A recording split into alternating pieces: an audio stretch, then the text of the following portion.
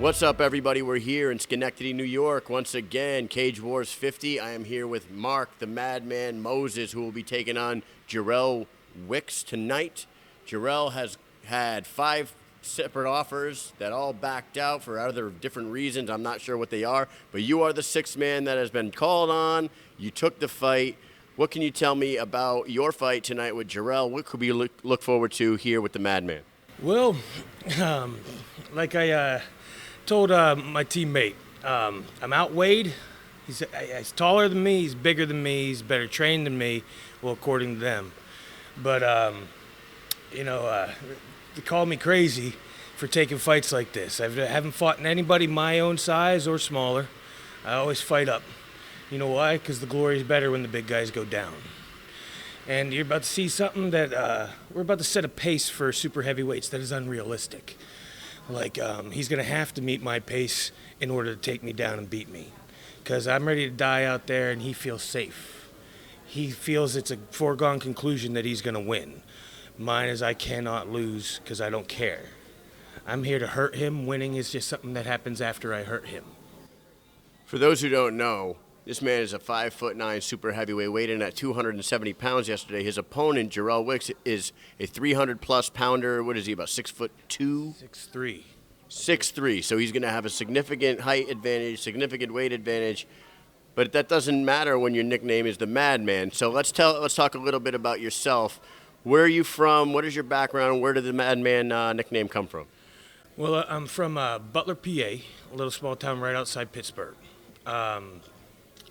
My background is a little scattered. I've been a brawler my whole life.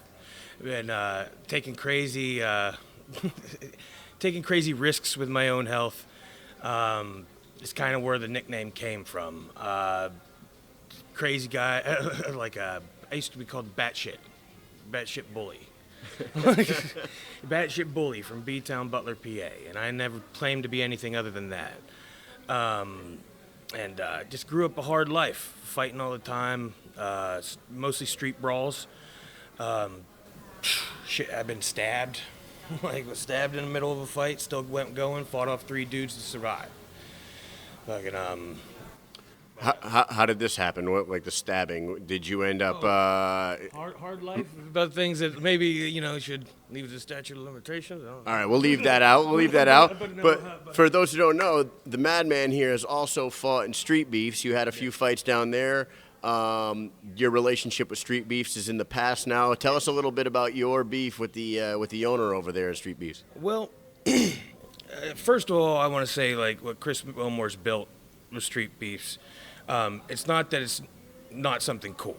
It gives people a platform, like people who otherwise wouldn't be able to go out there and showcase what they can do, a place to go do that. It offered me and my teammate, Javon Faison, who's also fighting tonight, a chance to showcase how exciting we can be. Over 10 million views combined on both of our fights, the rematch and the first one. But that doesn't speak to who the owner is as a human being. We're all subject to human flaws, but this man is extraordinary. According to my morality machine, his programming does not compute. So I called him out for some unsafe practices, like having no nurses there on site. My last fight there, I did get knocked out, but it seemed like on the live video you could see for 5 minutes they all just stare at me, point their fingers, and it was my teammates, not my teammates, my opponents, who came and made sure I was all right. They're the ones who administered any safety measures, brought me made sure I was okay. I was having breathing problems during that fight. They made sure I got an inhaler and got to the hospital. Wow.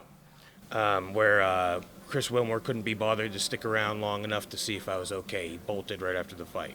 I don't know where he went home, sat on his ass on couch potato, little overbaked man he is. But I tell you, through that and calling him out on that, Chris Wilmore is the type of cat who likes to go trolling on the internet with his little videos, and he started saying some unkind things about me is when I started saying, I'm ready to show up to your house. I'll come over right now. Sent me his address. I was on my way, and he started bitching and moaning about me coming to his house. So everybody was saying he's going to call the cops. So I didn't go. And then he invited me out to their first pay-per-view event they had. It's at their gym at the time, Neutral Corner. And the night before, he's telling me he's going to decapitate me. He's going to do this and that and the other, how I'm a clown, how I'm nothing. And didn't think I'd show up to a gym surrounded by guys that support him by myself. And I did. And he was nowhere to be found. Friggin', I sat there and I waited for him. He didn't show up. So my point of the beef with Street Beefs, and why I like to make mention that our team is not the Street Beef team, is because we have separated from that, I guess, what would you call it? His show, his brand, his whatever the hell he's doing, just because of the fact that, like, we go where the fight is. We went to his spot because that's where we could get our fights in. Right.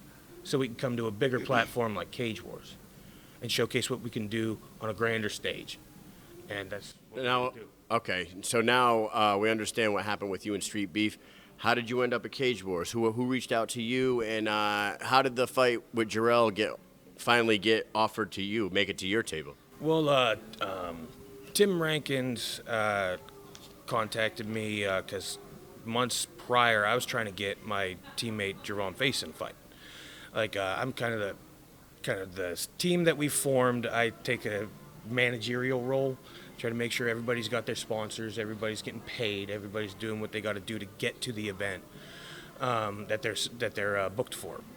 And I was trying to book my buddy, and at the time, we thought we had a spot at Cage Wars on November 20th. I forget which event that was. 49. Was that 49? 49, yeah. So we thought we had a spot there. Excuse me, sorry. But it turns out, whoever we talked to at that time, it was all through Facebook Messenger. Didn't make it official. Right. And then at random, I get contacted by Tim Rankin saying, am I ready to go? Oh, gosh, when was this? Been like a month ago, maybe a little more. If I wanted to fight, and he didn't tell me who my opponent was, but I was like, always ready. Without knowing the opponent? I don't care. Like, that's the thing about me. I don't care. Whoever's standing in front of me, I don't care. I don't need to do any background checks. I don't need to do any, like, scouting, because I'm going out there to do what I know how to do. So I was like, yeah, absolutely. I don't care how big he is. I don't care how strong he is. Just tell me when to be there. It's outstanding attitude. You obviously live up to the Madman moniker for sure. Mark Moses, everybody has to pay attention tonight. Jerrold Wicks versus Mark Moses. MMA, www.cagewarsmma.com. Watch the live stream. Big super heavyweight fight tonight. Thank you so much for your time, and best of luck tonight. You want to shout anybody out? Go ahead. Absolutely. Just shout out to my team, obviously. Omni Fist Fight, my coach, Joseph Powers. He'll be here later tonight to lead us on, show us pull out what some would call miracle, we call inevitable. And shout out to Jerron Faison, the Big Risk. He's got his battle with another Team Juaco member, Corey. Doesn't matter. That's going to be one to watch too. It's going to be a mauling, and ours is going to be a little more. I like to take my time and be a little more brutal. So, get ready to watch something great. Check us out. We got an Instagram page also, Omni Fist Fight. Google us, watch us, check us out, love us. You're gonna want more. And we'll be back if we feel like it. There you go, folks. You heard it from the Madman himself. Best of luck tonight, man. Thanks a lot for your time.